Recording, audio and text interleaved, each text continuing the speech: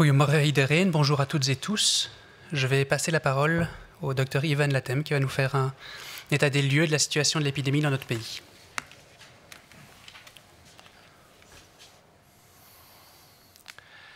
Goedendag iedereen, bonjour à toutes, bonjour à tous. Alors nous commençons cette semaine par de relativement bonnes nouvelles qui confirment les tendances que nous avions exposées la semaine passée. À la fois, le nombre d'infections et le nombre d'hospitalisations continuent à diminuer. Et même si le nombre de patients en soins intensifs augmente encore légèrement, on peut s'attendre à ce que ce chiffre plafonne dans le courant de la semaine et reste sous les 1500 patients.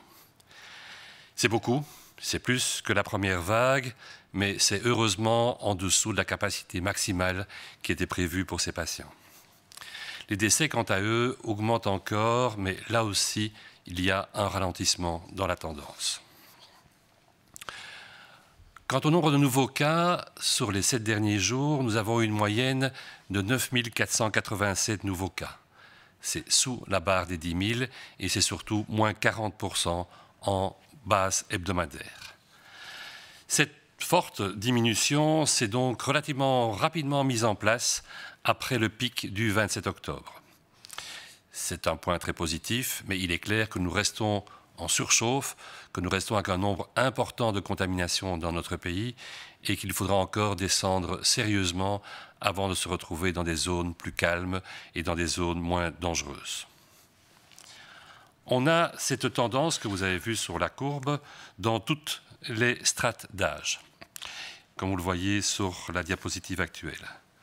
Les proportions de représentation des strates d'âge restent globalement les mêmes, avec 2/3 des cas qui sont présents entre 20 et 60 ans. Pour une des premières fois, nous avons une diminution aussi de la représentation des personnes plus âgées, entre autres des plus de 70 ans.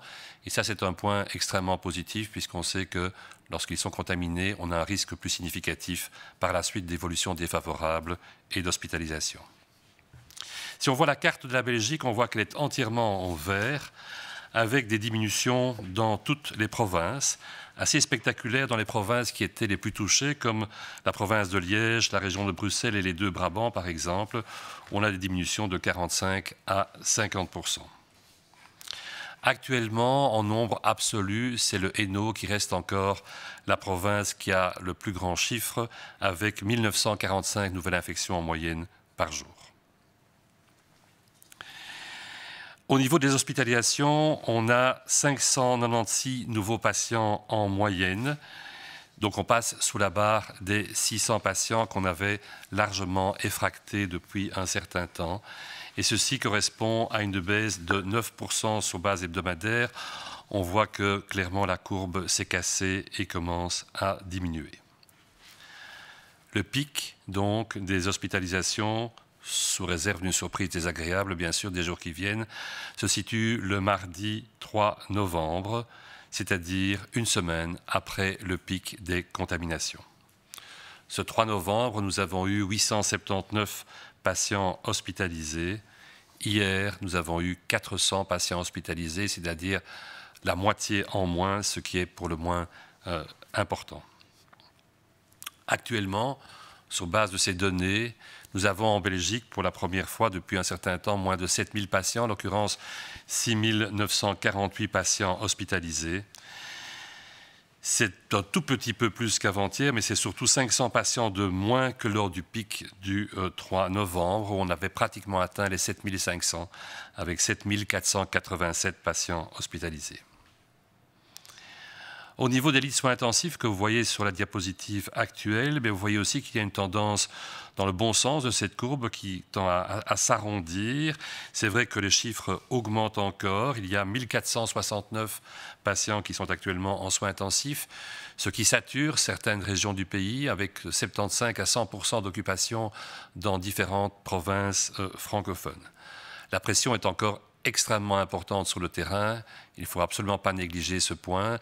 Mais il y a une éclaircie effectivement à l'horizon. On devrait voir se stabiliser et peut-être diminuer le nombre de ces patients à partir de la moitié ou de la fin de cette semaine. Si nous voyons maintenant le nombre de décès, le nombre de décès continue à augmenter, ce qui est prévu puisqu'on sait que c'est le facteur, l'indicateur qui met le plus de temps à changer. On a eu en moyenne 179 décès par jour, ce qui est une augmentation de 55% comparé à la semaine précédente. Le nombre le plus élevé de décès dans cette deuxième vague se situe actuellement le 2 novembre avec 201 décès à déplorer. Après ces indicateurs épidémiologiques, nous voudrions revenir sur les notions déjà discutées, mais on va peut-être le faire plus à son aise aujourd'hui ensemble, de quarantaine et d'isolement. Commençons par la quarantaine. La quarantaine, par définition, c'est quelqu'un qui n'est pas malade, en tout cas au début de sa quarantaine, mais qui a été en contact à haut risque avec quelqu'un. Un contact à haut risque qui va impliquer donc qu'il va se retirer partiellement du monde. On va voir ce que ça signifie dans quelques instants, pendant 10 jours. L'isolement, lui, est d'une durée de 7 jours et il est d'application chez les personnes qui soit sont malades, soit sont asymptomatiques, mais chez lesquelles on a prouvé l'infection, c'est-à-dire qu'on a un frottis qui est Covid positif. Revenons donc maintenant pour commencer à la quarantaine. Alors, qui va être mis ou qui va se mettre en quarantaine? Eh bien, c'est s'isoler préventivement parce qu'on a eu ce contact à haut risque avec une personne infectée. Ce contact à haut risque, ça signifie, on l'a déjà dit, mais il faut le répéter, qu'on a passé au moins 15 minutes à moins d'1,50 m de la personne infectée. Les 15 minutes, d'ailleurs, ne devant pas être 15 minutes qui se suivent, mais un total d'une quinzaine de minutes qui peut être sur une matinée, par exemple, ou sur une autre demi-journée.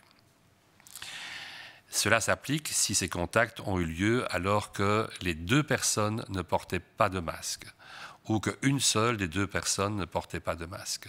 Si les deux personnes portaient un masque, à ce moment-là, les contacts deviennent des contacts à faible risque.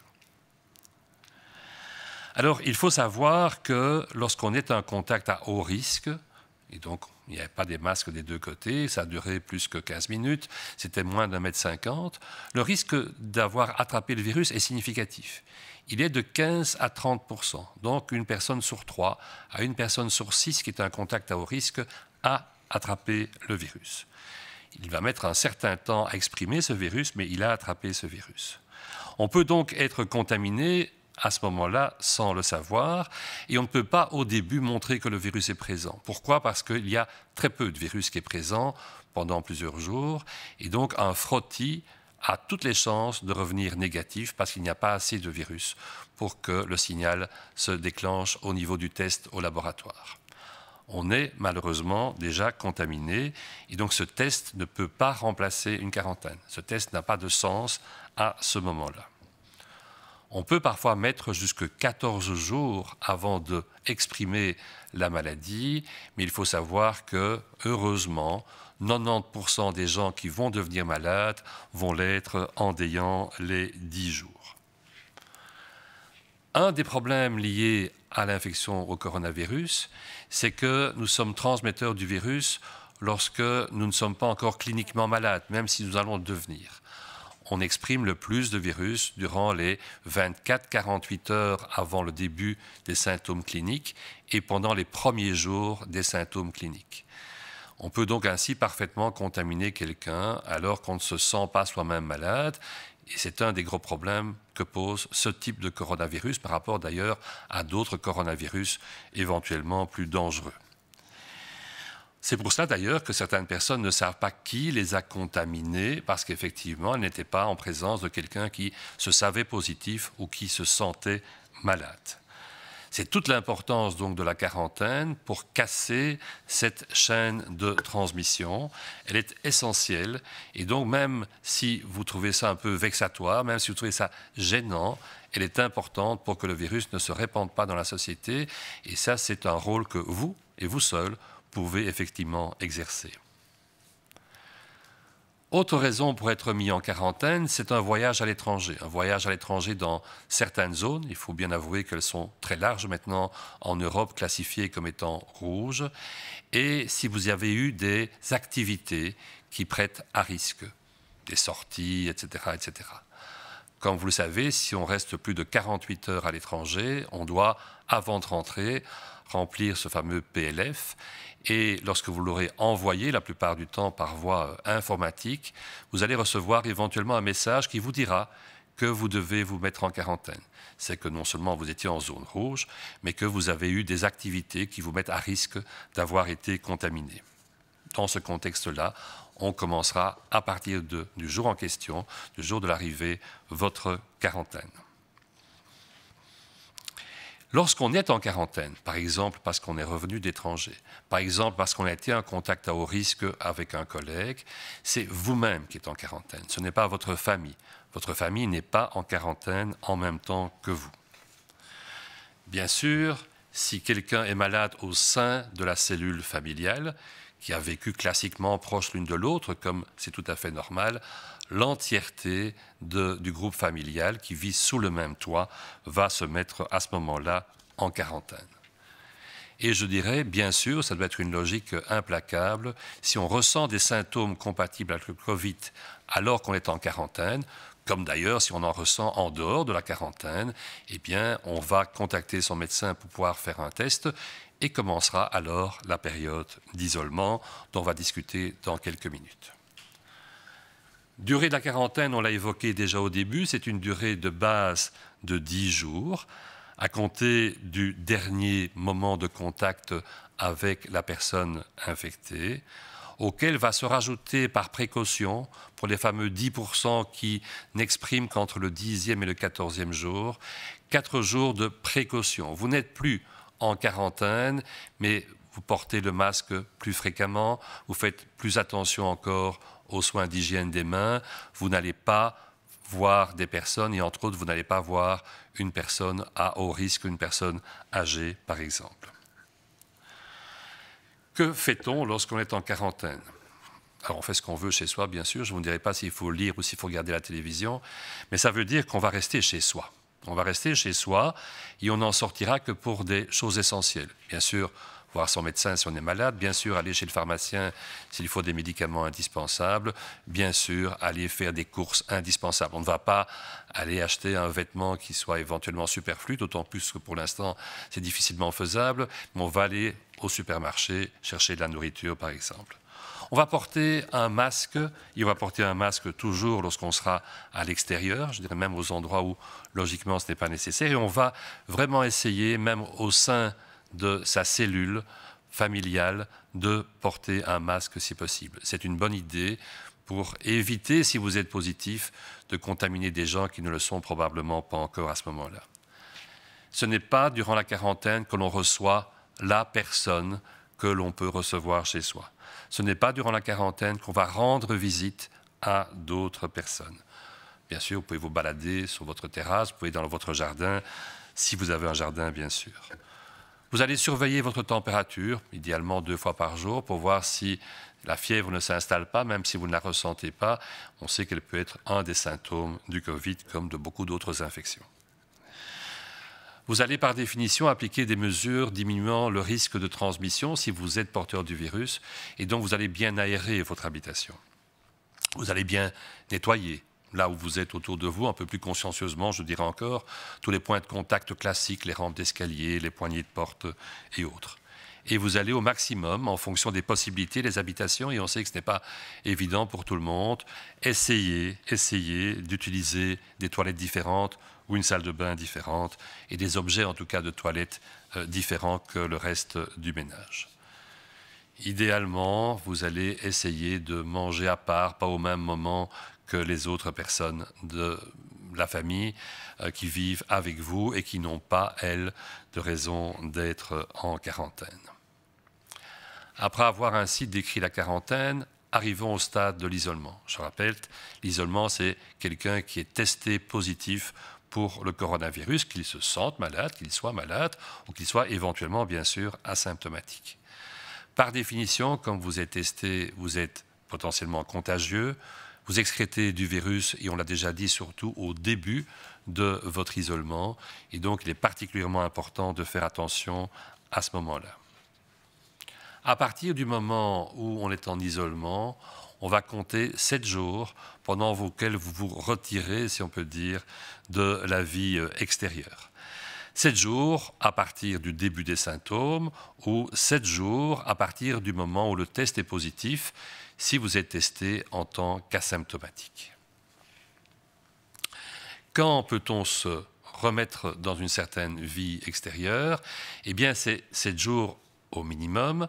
Ces 7 jours doivent comprendre au moins 3 jours pendant lesquels vous n'avez pas de fièvre et vous devez avoir une amélioration des symptômes si symptômes il y avait. Donc une partie des personnes ne sortiront pas de leur isolement au bout de 7 jours, mais seulement au jour 9, au jour 10, au jour 12, en fonction de l'amélioration des symptômes, en fonction de la disparition de la température.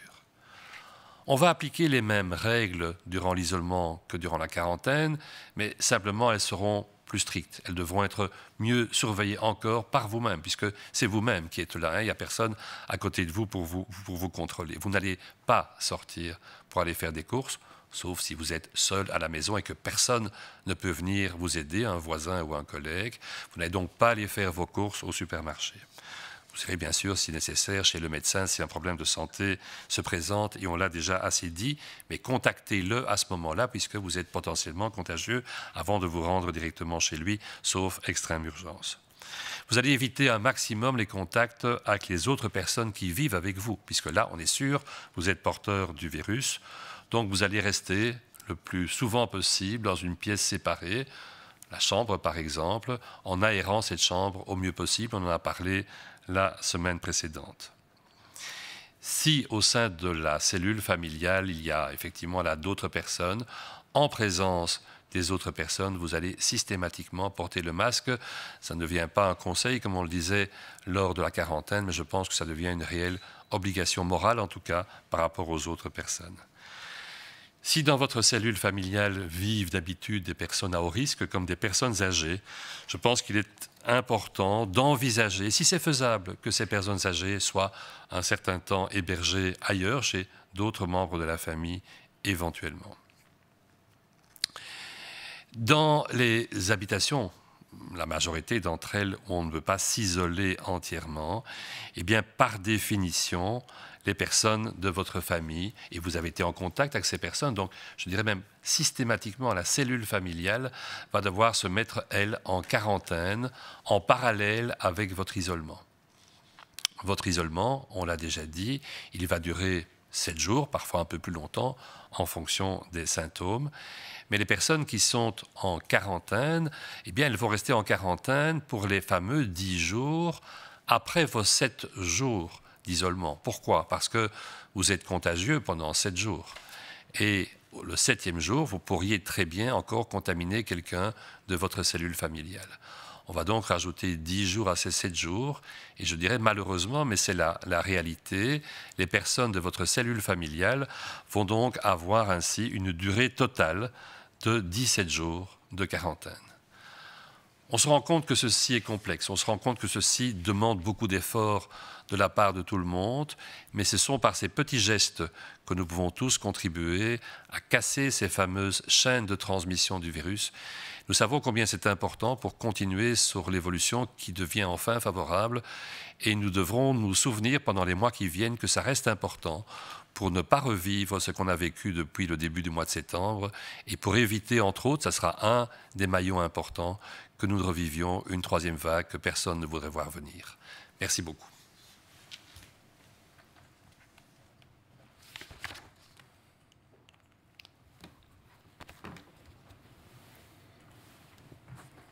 Goedemorgen iedereen, bonjour tout le monde. We beginnen deze nieuwe week met goed nieuws. Het aantal besmettingen en het aantal ziekenhuisopnames blijft verder dalen. Het aantal patiënten op intensieve zorgen neemt nog licht toe, maar zal mogelijk deze week stabiliseren onder de 1500 patiënten. Dat is nog steeds ruim hoger dan tijdens de eerste golf maar dit blijft weliswaar onder de maximumcapaciteit van 2000 intensieve zorgenbedden. De overlijdens blijven ondertussen nog verder toenemen, maar ook hier zien we nu een duidelijke vertraging optreden. De afgelopen week werden er gemiddeld 9.487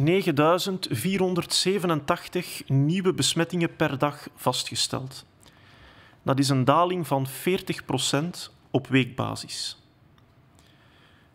Er heeft zich dus relatief snel, na de piek van 27 oktober, een forse daling ingezet. Dat is positief nieuws.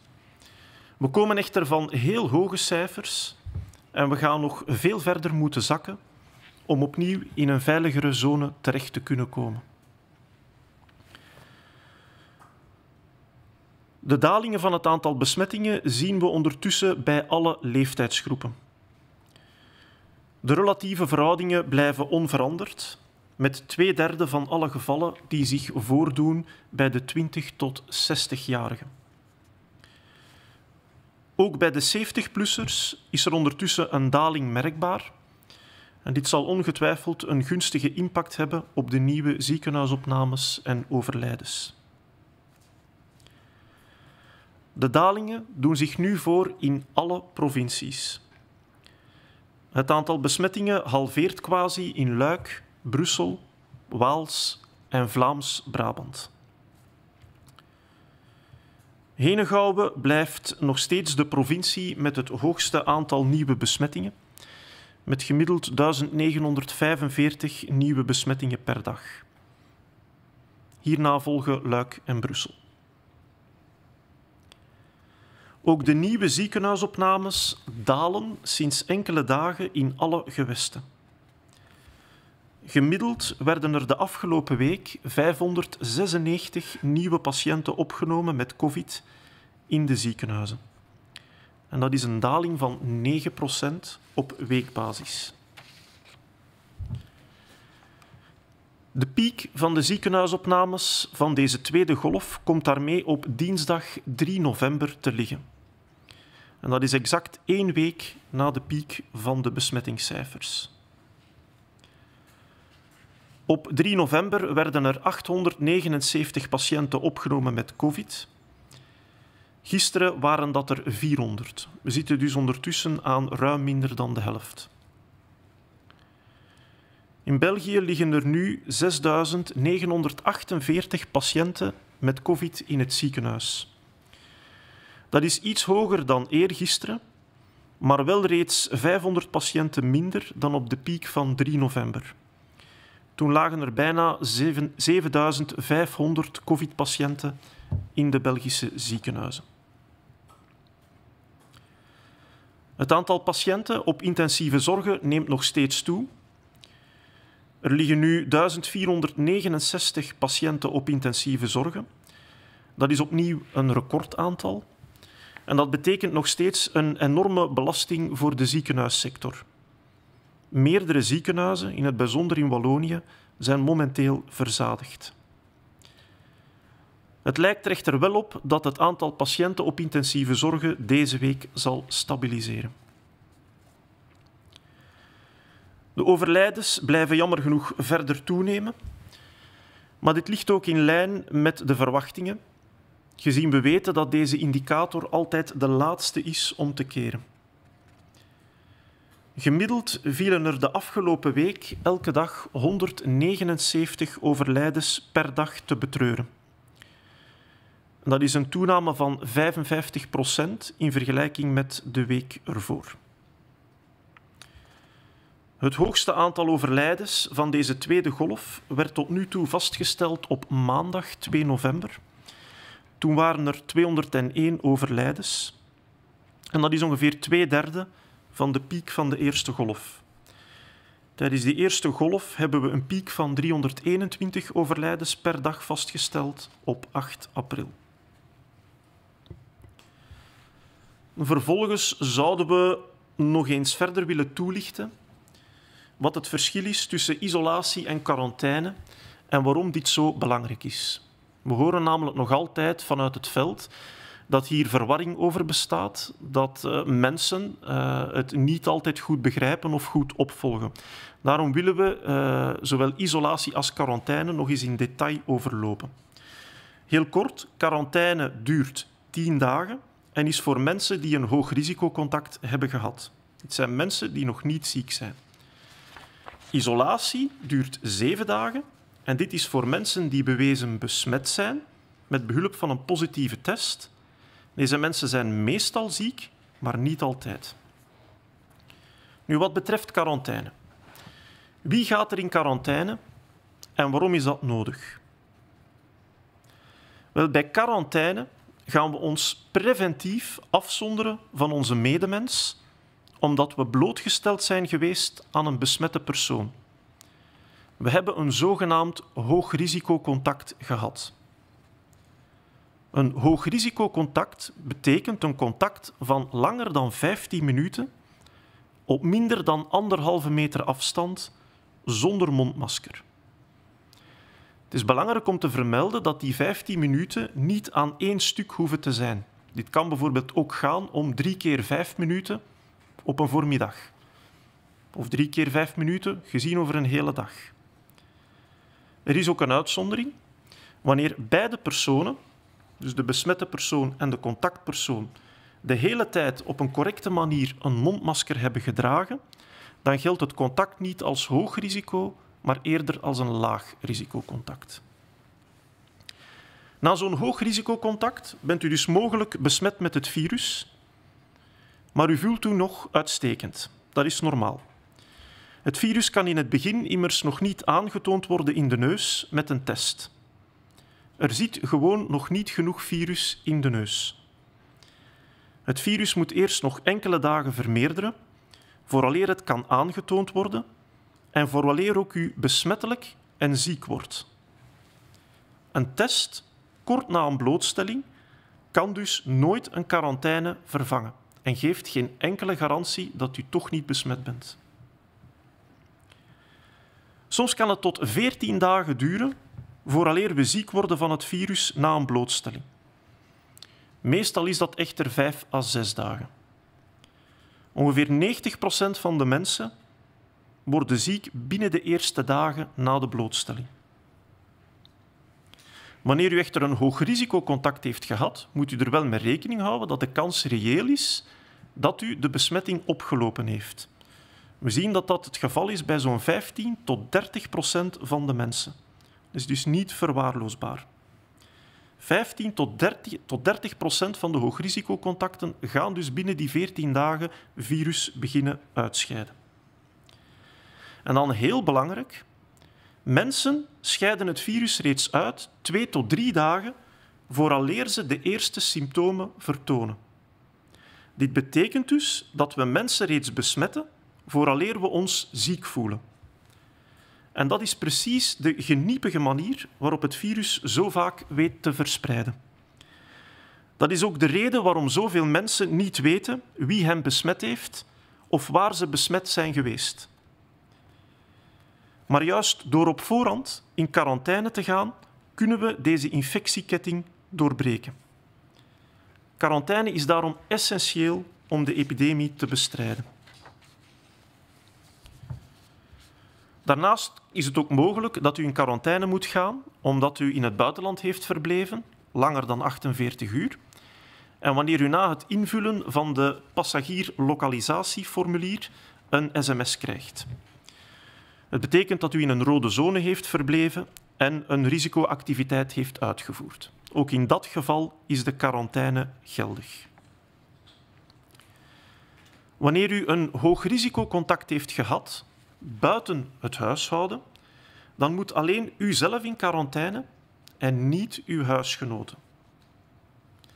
Wanneer echter iemand van uw gezin COVID heeft, dan moeten alle andere leden van het huishouden in quarantaine gaan. Zodra u symptomen ontwikkelt tijdens de quarantaine, moet u laten testen. Zoals gezegd reeds, quarantaine duurt in principe 10 dagen en die 10 dagen beginnen vanaf het laatste contact dat u had met de besmette persoon. Het is wel belangrijk om na die 10 dagen nog 4 dagen extra voorzichtig te zijn. Want de ziekte kan nog altijd uitbreken, ook in die volgende 4 dagen. De kans is klein, maar het is mogelijk. Dus gedurende die 4 dagen is het best om steeds afstand te houden van al uw medemensen, zoveel mogelijk een masker te dragen en ook weg te blijven van oudere personen of mensen met een zwakke gezondheid. Hoe ziet zo'n quarantaine eruit? Hoe doen we dat? Wel, in de eerste plaats, het is belangrijk dat u thuis blijft. U mag eventueel wel naar de apotheek gaan, naar de dokter of naar de supermarkt, maar daarbij draagt u altijd een mondmasker. Het is ook een goed idee als u binnen verblijft en in de buurt bent van uw huisgenoten om ook dan een mondmasker te dragen. Laat geen bezoekers toe in uw huis en ga ook niet op bezoek bij anderen. U mag natuurlijk wel in uw tuin of terras zitten. Meet 2 keer per dag uw temperatuur en zet regelmatig uw ramen open. Poets elke dag wat u veel aanraakt. Bijvoorbeeld deurklinken, kranen, lichtschakelaars, wc-bril enzovoort. Gebruik andere spullen dan de spullen van uw huisgenoten. Gebruik andere borden, andere handdoeken, andere lakens enzovoort. Indien het mogelijk is, gebruik dan een ander toilet dan uw huisgenoten en gebruik een andere badkamer dan uw huisgenoten, indien dat mogelijk is natuurlijk. Eet liefst op een ander moment of op een andere plaats dan uw huisgenoten. Wat betreft isolatie. Wie gaat er in isolatie? Wel, het gaat om mensen die positief getest hebben op het coronavirus. Mogelijk zijn deze personen ziek omwille van het virus, maar soms kan het ook zijn dat u een positieve test heeft gehad, maar dat u geen symptomen ontwikkelt. U bent dus besmettelijk en kan het virus gedurende een 7-tal dagen uitscheiden. Dan is in het bijzonder zo wanneer u symptomen heeft. Het meeste virus wordt uitgescheiden in de eerste dagen van de ziekte. Isolatie, zoals ik reeds eerder gezegd heb, duurt minstens 7 dagen. En die 7 dagen beginnen vanaf de dag van de eerste symptomen. Wanneer u geen symptomen had, maar toch een positieve test heeft gehad, dan beginnen die 7 dagen vanaf de dag van de positieve test. U mag uw huis opnieuw verlaten na 7 dagen, maar enkel op voorwaarde dat u al minstens 3 dagen geen koorts heeft gehad en er een duidelijke verbetering is van de ademhalingssymptomen. Wanneer de symptomen dus niet fel verbeterd zijn, kan het zijn dat de isolatie langer duurt dan 7 dagen. Mogelijk is dat 9 dagen, 10 dagen. Het hangt af van de symptomen. Hoe voeren we zo'n isolatie uit? Wel, in principe gelden dezelfde regels als voor een quarantaine, alleen is het nog iets strenger. Wanneer u in isolatie bent, komt u in principe helemaal niet buiten. Het is best dat u uw boodschappen laat doen door iemand anders. Voor een medische noodzaak kan u natuurlijk wel nog het huis verlaten, maar het is wel belangrijk dat u eerst uw arts via de telefoon contacteert. Probeer zoveel mogelijk alle contact met uw huisgenoten te vermijden. Blijf zoveel mogelijk in een aparte kamer en verlucht deze kamer regelmatig. Wanneer uw huisgenoten toch nog in de buurt komen, draag dan steeds een mondmasker. Wanneer u samenleeft met personen met een verhoogd risico, zoals oudere mensen of mensen met een zwakke gezondheid, dan kan overwogen worden dat deze personen gedurende 1 week ergens anders gaan verblijven. Het is ook belangrijk dat wanneer 1 persoon in het gezin in isolatie gaat, omdat die persoon COVID heeft, dat de andere huisgenoten tegelijkertijd in quarantaine gaan. Zij dienen dus ook thuis te blijven. Dit komt omdat we in de huiscontext, binnen een gezin, contact met elkaar niet volledig kunnen vermijden. En bovendien is er ook contact geweest vooraleer de diagnose werd gesteld. En we weten dat de patiënt ook al 2-3 dagen voordat de positieve test werd afgenomen of voordat de symptomen begonnen, reeds virus aan het uitscheiden was. Een belangrijk punt is dat na de 7 dagen isolatie uw huisgenoten nog eens 10 extra dagen in quarantaine moeten blijven. Dit komt omdat ze het virus kunnen opgelopen hebben van u tot en met die 7e dag van de isolatie. Dat is de laatste dag dat u mogelijk nog besmettelijk was. Dit is dus de laatste dag waarop de besmetting had kunnen plaatsvinden en vanaf dan moeten er nog 10 dagen extra bijgeteld worden. Dat wil zeggen dat de huisgenoten van een COVID-patiënt in totaal minstens 17 dagen in quarantaine moeten. We beseffen dat dit complex is en dat dit heel veel vraagt van de mensen en van de maatschappij waarin we leven. Maar het is heel belangrijk om te beseffen dat deze quarantaine en deze isolatieregels cruciaal zijn om de epidemie te controleren. Dit zijn de cruciale basisregels die we nodig hebben om te vermijden dat we misschien binnen enkele maanden weer naar een 3e golf gaan. Dank u voor uw aandacht.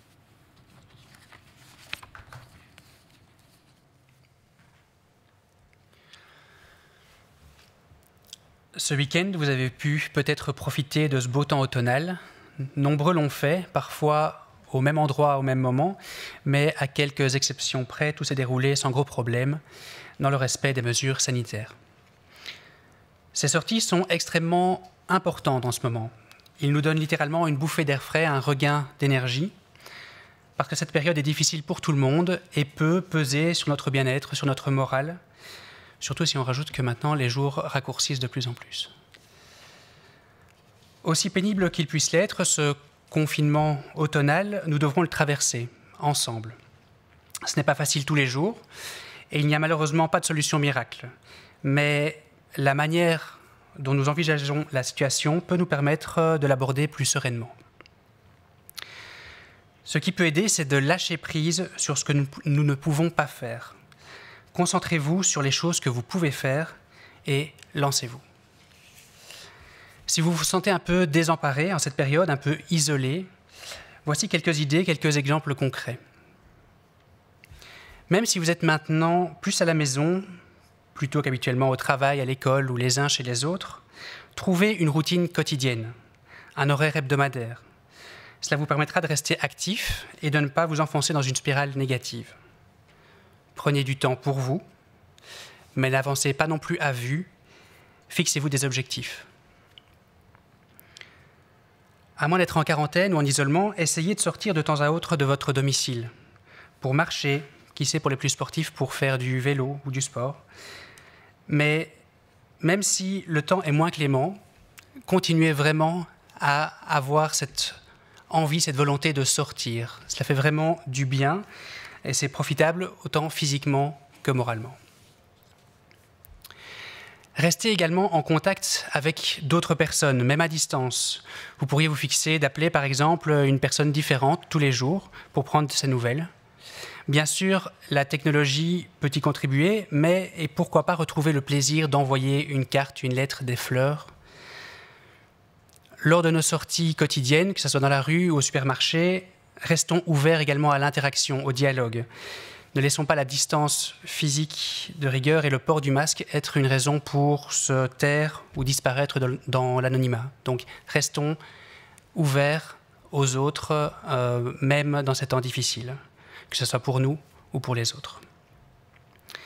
Faites attention également aux personnes vulnérables de votre entourage ou aux personnes qui sont pour le moment bloquées en quarantaine ou en isolation. Que ce soit des personnes de votre famille, votre voisin, une voisine âgée peut-être qui vit seule, gardez le contact, demandez-leur peut-être de quelle manière vous pouvez les aider, par exemple en faisant une partie de leurs courses. Enfin, ne soyons pas trop sévères avec nous-mêmes. C'est tout à fait compréhensible que nous ayons des chutes de motivation ou de morale en cette période. L'important est que celle-ci ne soit que momentanée et ne contrôle pas notre vie.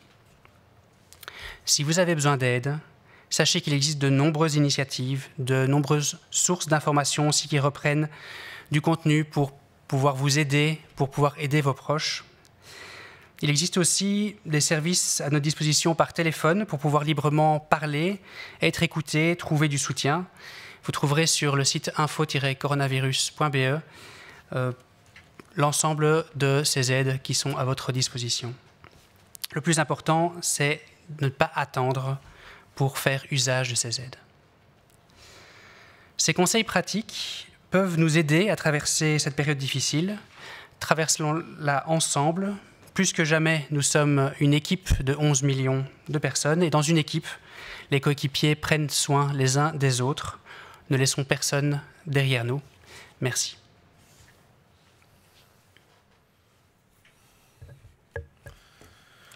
Goedemiddag. Dit weekend hebben we massaal genoten van het herfstweer. Dit liep op enkele kleine uitzonderingen na heel vlot en vooral met respect voor de coronamaatregelen. Dergelijke uitstapjes in de natuur zijn enorm belangrijk in deze zeer moeilijke periode. Ze geven ons letterlijk frisse lucht en vooral energie. Want deze periode is voor iedereen zwaar en het begint voor iedereen enorm te wegen. Zeker nu de dagen korter zijn en het sneller donker wordt. Hoe moeilijk het ook is, we moeten er samen door. Er bestaat helaas geen magische oplossing, maar de manier waarop we naar de situatie kijken zal zeker mee bepalen hoe sterk of zwak we ons voelen de komende weken. Wat daarbij kan helpen, is om los te laten wat we niet meer kunnen veranderen. Leg de focus op dingen die je wel kan en ga daarmee aan de slag. Enkele concrete voorbeelden. Probeer af en toe naar buiten te gaan om te wandelen of te fietsen. Ook als het straks wat minder weer wordt, kunnen we met de aangepaste kledij nog steeds naar buiten gaan om frisse lucht te nemen. Het hebben van een dagelijkse routine of een weekplanning helpt om actief te blijven en niet om in een neerwaartse spiraal te geraken. Hou contact met andere mensen, ook al is het van op een veilige afstand. Stuur eens een kaartje of een briefje. Tracht elke dag met iemand te telefoneren. Sla op een veilige manier een praatje met mensen op straat of in de supermarkt. Laat het masker geen reden zijn om stil te zijn of te verdwijnen in de anonimiteit. Heb in deze moeilijke periode ook aandacht voor de meest kwetsbare mensen in onze samenleving. Bijvoorbeeld oudere mensen in uw familie of buren. Laat van je horen en vraag op welke manier je kan helpen, bijvoorbeeld door inkopen te doen. Wees in deze periode niet te streng voor jezelf. Het is oké als het even niet lukt of als je je even wat minder voelt. Er bestaan ondertussen heel wat initiatieven en websites met informatie wat je kan doen op mentaal vlak voor jezelf, maar ook voor de anderen. Een overzicht kan je vinden op de website info-coronavirus.be. En heel belangrijk, wacht niet te lang om hulp te vragen of te zoeken. Deze praktische tips kunnen helpen om door deze moeilijke periode te geraken. Maar het allerbelangrijkste is dat we dit samen doen. We moeten hier samen door. We mogen niemand achterlaten. Meer dan ooit zijn we één team van 11 miljoen. En teamgenoten zorgen voor elkaar. Dank u wel. Ik wil overgaan tot de vraag. Ik denk dat er één vraag is binnengekomen van de journalisten. Gaat de teststrategie opnieuw veranderen? Zullen asymptomatische personen weer getest worden? Het is zeker de bedoeling om ergens in de loop van november terug te keren naar de oude teststrategie, waarbij we ook asymptomatische personen gaan testen, nadat die een hoog risicocontact hebben opgelopen. Precieze datum kunnen we daar momenteel nog niet op plakken. Dat zal waarschijnlijk ergens in de tweede helft van november zijn. Er wordt momenteel volop gewerkt aan de verdere operationalisering van de laboratoria van het federale testplatform. Dus die testcapaciteit wordt enorm uitgebreid. En dat zal inderdaad in de toekomst leiden opnieuw tot een meer uitgebreide teststrategie, En dat zal een heel belangrijk wapen zijn om in de toekomst ook de epidemie verder te bestrijden en een derde golf te vermijden.